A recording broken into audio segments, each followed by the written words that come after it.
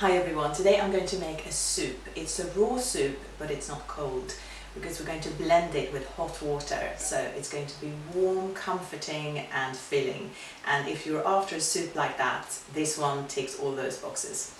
Some people ask me if I'm completely raw, and I'm not. For me it's all a process, but I believe after having studied nutrition and listening to a lot of really people who know what they're talking about, I come to the conclusion that the more raw foods that we can incorporate into our diets, the better. That doesn't mean that you should beat yourself up if you don't do it, because that could be even more detrimental, I believe. I mean, it's all about how we feel about ourselves. When I do something raw like this soup, I see I give myself some, big hug. It's comforting and I'm taking care of myself. I don't beat myself up for having, a Starbucks latte a couple of days later. It's not about that. But the more raw foods and more non-dairy, non-meat, non-wheat foods you eat, the less of it you want. So in the end it's not going to be a big issue. I don't think you should make food to be a big issue as long as you try to have more fruit and vegetables and just try to be wholesome. I think that's what it's all about. This is a tomato and pine nut soup. It's a bit Italian, I would say, because first of all we've got tomatoes, and these are I think it's about 375 grams. A handful of basil, fresh basil is always best, I think. 3 celery sticks, and you should always get organic celery sticks because the non-organic ones contain a lot of pesticides.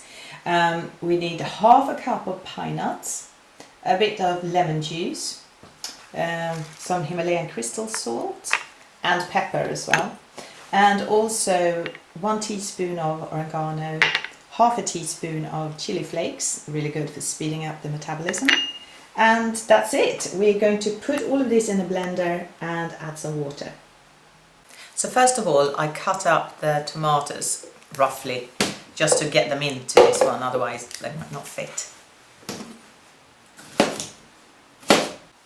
You see it's filling up already.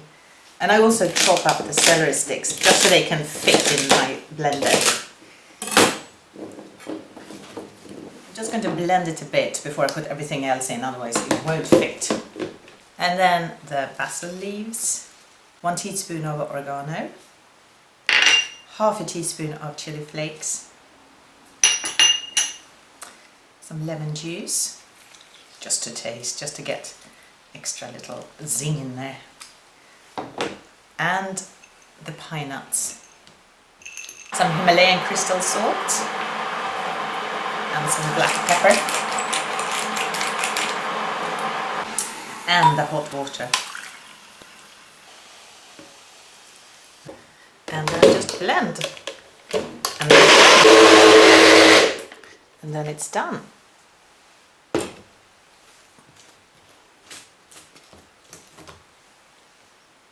And because it's quite warm now, it's best to serve straight away.